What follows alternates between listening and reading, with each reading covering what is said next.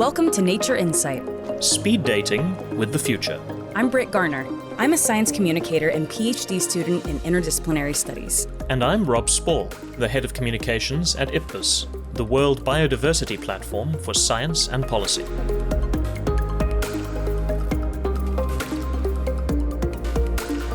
In the same way that actual speed dating challenges us to make a lasting and positive impression in just a few minutes, this is the podcast where we try to impress upon you, our listeners, the incredible importance of biodiversity.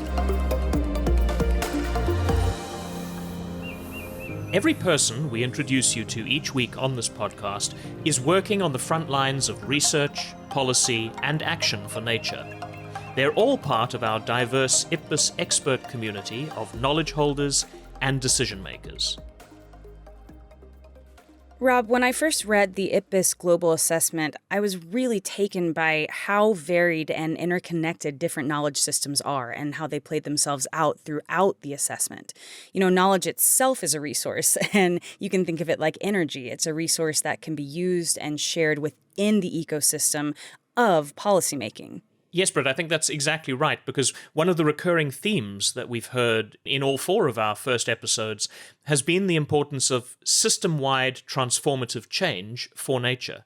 And the findings of the IPBES Global Assessment made it clear that all decision makers have vital roles to play in leveraging this change. In this episode, we're going to look at how business and the involvement of business leaders is key to achieving the kind of change that scientific evidence suggests is needed. There are clearly intrinsic links between biodiversity and business. There are indeed, Britt. Every business has an impact on biodiversity through its actions, and many of them, especially those in the more extractive industries, are still deeply harmful to nature. I think it's also fair to say there are members of the conservation community who see any kind of collaboration with business as inherently negative for nature. But it's totally a false dilemma, isn't it? The idea of it being nature or business, whereas there's absolutely an intersection and an and there, business and nature. And in fact, I know that I've seen both in news articles and in speaking to colleagues that many fashion brands are actually becoming more conscious about committing to protecting biodiversity and thinking about the impacts they have on these natural systems. In fact, IPBES has partnered with one of the world's most influential luxury groups, Kering, precisely because they've committed to protecting biodiversity and to reducing their impact on nature. In a short while, I'm going to share an interview I did with their Chief Sustainability Officer, Marie-Claire Daveu. But first, I spoke to someone who is very much part of the dialogue about transforming the world of fashion and of business. Samata is a British-born Ghanaian and a fashion and sustainability activist who's already been successful in persuading some of the world's most high-profile influencers and celebrities to take a new approach to their fashion choices. She's also the CEO of the Red Carpet Green Dress campaign, which uses the Oscars to showcase ethical fashion. So I started by asking her about this campaign.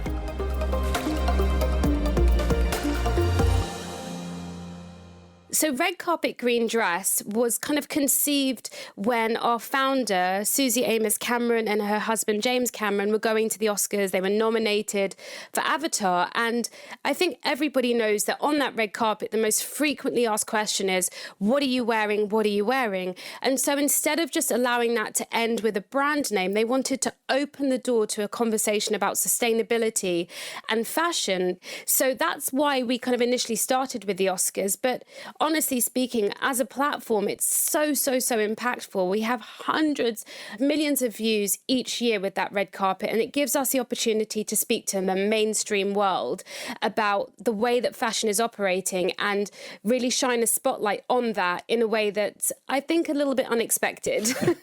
I think if you were to ask my family, they would say I was probably the least fashionable member of our family. So perhaps you can help me. What is sustainable fashion? Because I imagine it goes a long way beyond just looking at how garments and textiles are being made, right? Absolutely. And I would just say on that thing that you just said about kind of if I were to ask my family, I think that's one of the issues with sustainable fashion right now. And I don't know if it's the word fashion, and I don't know if we just took that away and said clothing, it becomes something that people can relate to right now a bit more, because we all wear clothing every single day. And so we're all part of this conversation, whether we are aware of it or not.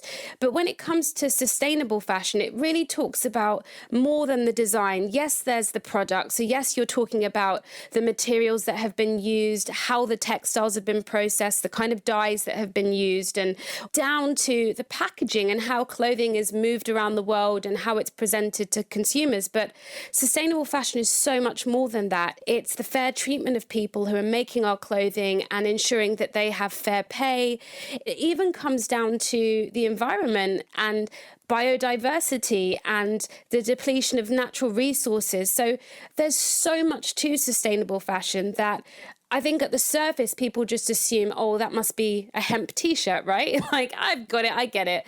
But it's so much more than that. For me, one of my passions is really helping people connect the dots between sustainable fashion and themselves so that they can see how they are part of this kind of global conversation. It's incredible because it sounds like there's almost a story behind the clothing that we're wearing. Yes. Yeah, absolutely there is. And I think without a story of who made my clothes, what did they use, who is this impacting, it becomes too hard to make people care about fashion's impact on the planet. And so knowing what we know about the impact that humans are having on the planet, fashion's part of that as well. So if you really assess the business chain or the value chain, there isn't really a single link on that chain that doesn't impact biodiversity or have a causal or dependent relationship on it, whether you're looking at packaging and transportation and logistics of clothing, of anything.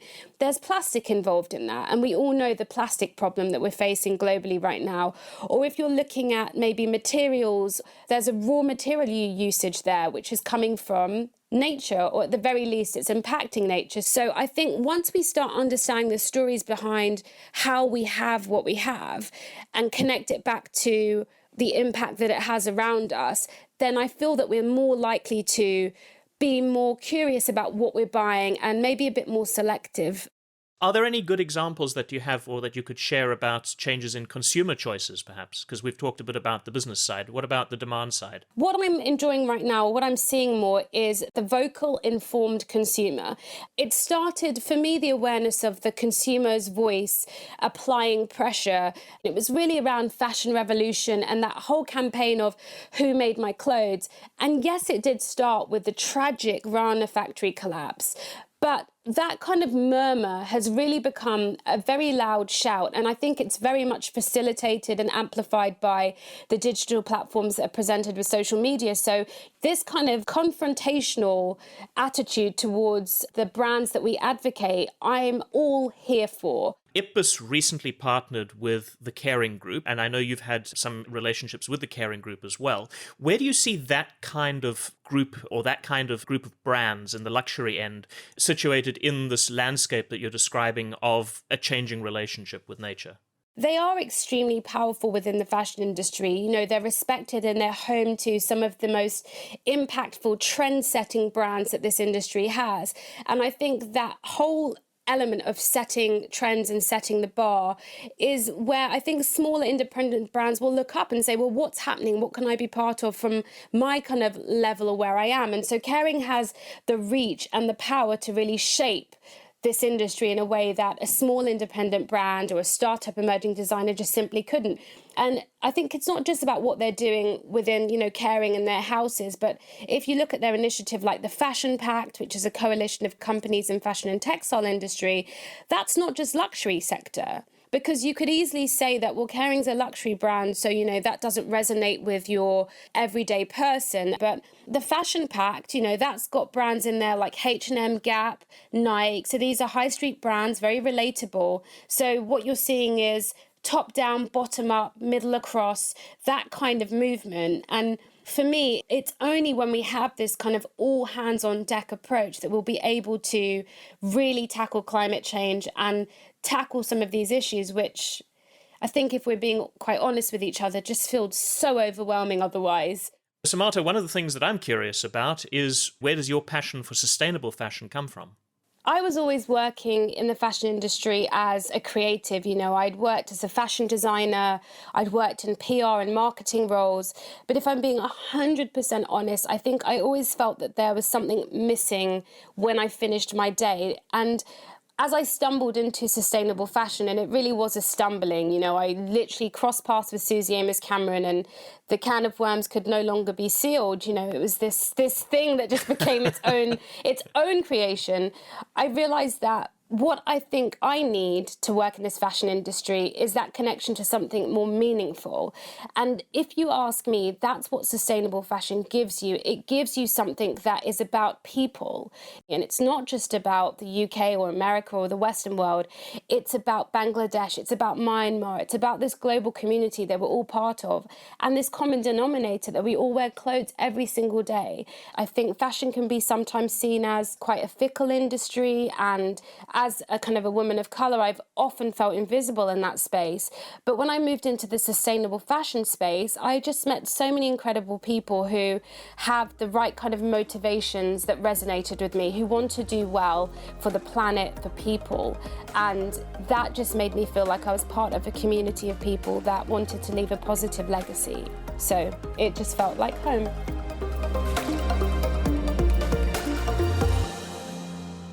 I love how at the top of the interview, there was a mention of language. It's so fascinating how communication is such a through line here for this podcast where we are communicating. She mentioned the word fashion and the word clothing, and how those two things are the same in terms of materials, and yet the connotation and imagery that's brought by the word, oh, my clothes, versus fashion feels wildly different. It made me ask myself, how many of these single word changes could impact how we talk about biodiversity, or even how we talk about science, how we talk about these huge concepts that maybe could be really more relatable with a single word. I think that's exactly right, Britt, and so much so, and exactly as Samata pointed out, because it's where you see yourself and where you find yourself in the language. And I think that's exactly the same with concepts like biodiversity and nature. By their very nature, some of these terminologies can be exclusive or can keep people out of the discussion or a dialogue because they don't see themselves in it. And I really like the idea of finding the language to make some of these issues accessible and to bring some of these insights to people who might not otherwise see themselves in the discussion. So, Britt, this actually seems like a great moment for me to introduce you to Marie-Claire Daveu. She's the Chief Sustainability Officer for Kering, which is a global luxury group that manages brands such as Gucci, Saint Laurent, Alexander McQueen, and many more.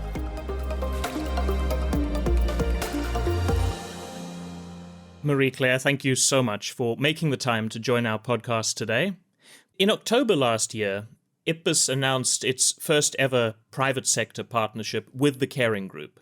What is the connection between Kering and biodiversity? Alors, it's very important because for me there are two main connections. In a very operational sense, biodiversity is directly linked to Kering business and the products that our brands create. I will give you a concrete example. We rely on cotton, cashmere, and viscose. So it means agriculture, farming, and forestry. So it's one side. On the other side, the creative side, biodiversity and nature are a source of inspiration for our brand's creative designer. So in 2019, we know Kering was named by the Knight's Global 100 Index as the second most sustainable company across all industries, and the most sustainable in luxury and fashion. What other kinds of specific actions can a business like the Kering Group take to reduce the impact of its operations on nature? First, to know where our impacts are, we put in place a specific tool called our environmental profit loss account. It's a way to measure where our most important impacts are. So not only in our own operations, but also in our supply chains, you can identify the most important programs to implement and also which programs are the most efficient. I will take the example of cashmere. It's one of the raw material which is very important in the luxury sector. So our brands use cashmere sourced from Mongolian goat herders. Back in 2014, Kering set up the Sustainable Cashmere Project, and we partner with the Wildlife Conservation Society to support the herders community in Mongolia, so to adopt the most sustainable practices. At the same time, on the environmental side, on the social side, and also about the animal welfare standard. So we have the same kind of programs for wool, for viscose, and of course for leather, because leather is key in our industry. Do you incorporate any non-animal products, any non-animal fibers from nature into any of the products that you're producing? What we want, it's each time to have the most sustainable raw material, and it's the same thing for the processes.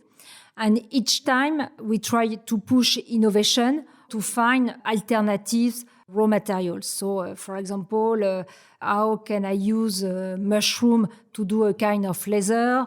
For the processes, how can I do dyeing with microorganisms?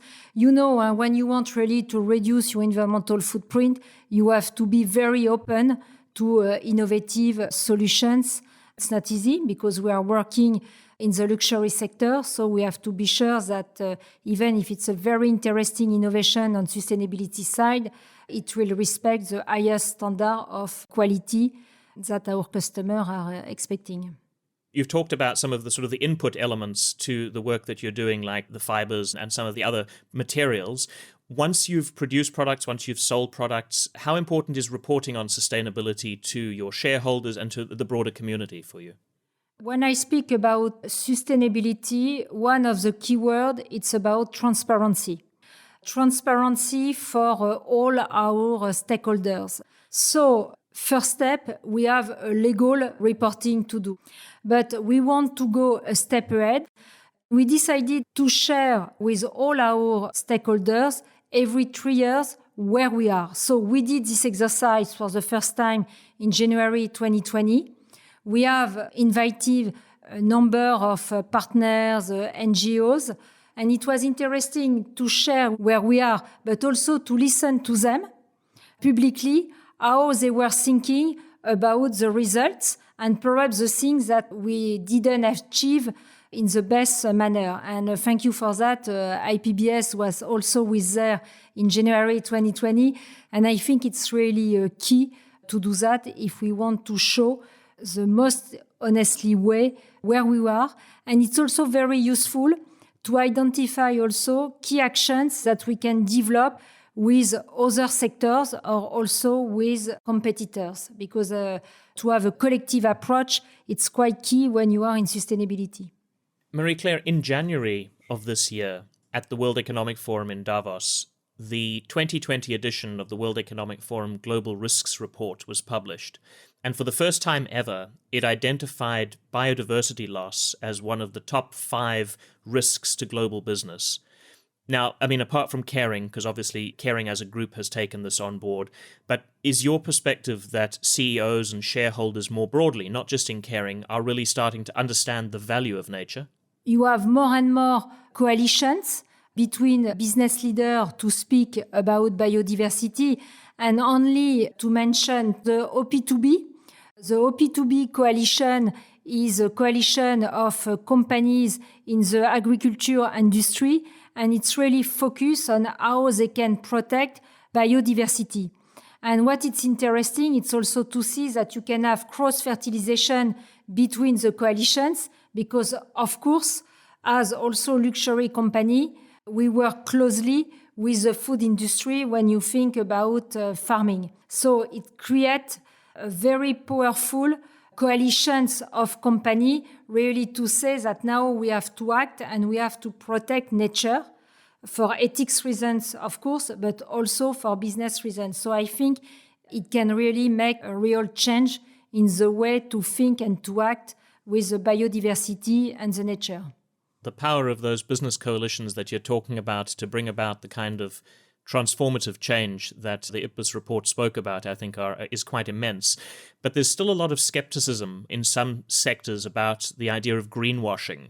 Do you think that the growing business voice on environmental issues is more about public relations for business, or do you get the sense that there really is a deeper commitment to sustainability that's starting to develop? What is the most important for me is the fact that companies have become more vocal about their commitments and the effort they are making. Historically, fashion brands will only take responsibility for their own direct operation. But now, really, we are seeing some proactively working inside their supply chain. You know, it was not obvious to speak about cattle farming with a designer. So it's also about to change the mindset. And what is great when you speak now with the designers and the design team about this kind of issue, they are really ready not only to listen, but to do things proactively. So I think it's quite changing. On the other side, you mentioned it because also consumers and above all Gen Z and millennials are asking more and more questions about sustainability. Perhaps sometime some company would like to do greenwashing or they would like to speak without acting. I think it's quite dangerous for them because now thanks to the social media, thanks to journalists, thanks to NGOs, if you speak and you don't act, I think it can be also very tough for your reputation. After, you have to be honest. When you are speaking about biodiversity, it's not always easy because first you have to know the full traceability of your raw materials. After, you have to implement a specific supply chain, as we said, to work with local community, to find the environmental criteria and the social criteria, because we have to pay attention to never forget also the social working conditions. So that's why it's not always easy, but I think that it's changing and you will have less and less greenwashing in all the sectors because also we have to trust the private sector to act very concretely.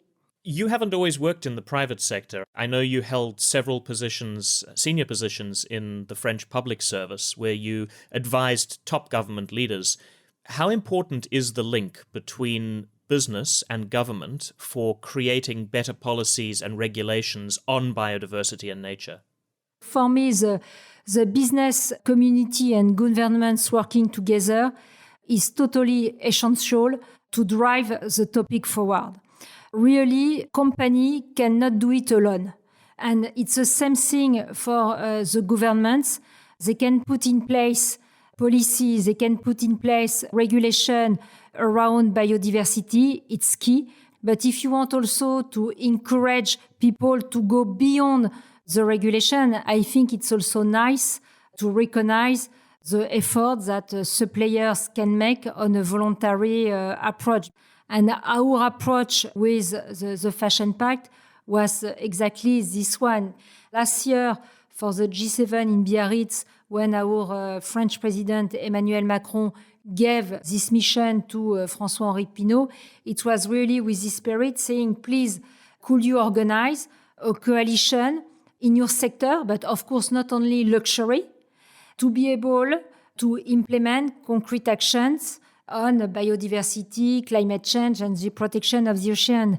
And I think up to now, it's quite a success because we have 67 groups. It represents over 250 brands. But I think we are only at the beginning of this conversation because really the first step, it's really to put also nature at the center of the strategy. So our podcast is called Nature Insight, Speed Dating with the Future. What's the one critical message you'd like to get across to other decision makers in business about biodiversity and nature's contributions to people? Alors, if I have only one sentence to share, don't wait to take action. Even if you don't know exactly what you have to do, the first thing is to say, act to protect the nature because you know better than I, we have less than 10 years to bend the curve of biodiversity. So it's really key not only to speak, but to act. And I'm sure that together we will be able to tackle this issue in less than 10 years. But it's quite ambitious, I know it. Marie-Claire Daveu, thank you so much for sharing your expertise from the Kering Group and your own personal expertise on Nature Insight. Thank you. You know, it is rather ambitious to think about change and to think about curbing the loss of biodiversity, especially within the next 10 years, and certainly with how much the world has changed for our species in just the last few months, even as we record this. But, you know, one thing that keeps becoming clear is this idea of ecosystems and of system dynamics. And so much of what I heard her mention had to do with collaborations. The fact that we have rising levels of activism, but not just in the consumer piece, but in the shareholder piece and in the production piece and in the business piece. And that these rising levels of activism and action are working as a system. One of the things that we've talked about a few times, Britt, is sources of hope and where we draw hope from some of these interviews and these conversations that we've had. And I think for me, something that really stands out from this interview was I don't think I would have believed 4 or 5 years ago, let alone 10 years ago, that I would be hearing one of the world's major business houses, one of the world's major brands, talking about putting nature and biodiversity at the center of their business case, at the center of their business strategy. So even that first step, as Marie-Claire called it, I think is a tremendous step towards the type of collaboration you're talking about, and to not just the awareness, but the action that we need in this next 10-year period. That's such a fair point. And I think some of that change and some of that evolution on the business end of things certainly comes from values, the same way that it has for any decision maker, whether that's a single person or the leader of a country. One of the things that really stood out to me and made an impact in my life as part of the IPBES global assessment was this idea of versions of the good life, the different visions of the good life. And I thought to myself that that's it. That really is it, especially when it comes to economic growth and commodity and just things. I am an American. I live in America. And for many here, visions of the good life have been about money and have been about commodity and been about the house and the car. But it's actually fascinating to realize that, you know, economic growth alone is not really a true measure of success, or even more importantly, of well-being. So much of the vision of a good life and those different visions, I think, has to do with where those value priorities are placed. For such a long time, the mantra, the basis of all business was always profit, economic growth. And when the global assessment that IPBES launched last year was approved by the more than 130 governments in Paris, one of the things that I think was most revolutionary about that approval process was that it included a finding, amongst many, that the current limited paradigm of economic growth was not going to be sufficient for us to achieve the kind of sustainable future that we want and that we need. And for governments to accept and to adopt that kind of language, and to have business accept and adopt that kind of language, and to look at different conceptions of what success might mean, what the good life might mean beyond just profit and beyond economic growth, and to say, what is well-being as a business, and what are our consumers wanting in terms of their well-being and the well-being of the areas in which they're living and the environment within which they live. I think this kind of language that we talked about earlier, and the importance of using language to see yourself and to find yourself in complex issues, I think when you start to see changes in language, you can also start to see hope for changes in action as well. Absolutely. That's it for this episode of Nature Insight, Speed Dating with the Future. I'm Rob Spall. And I'm Britt Garner.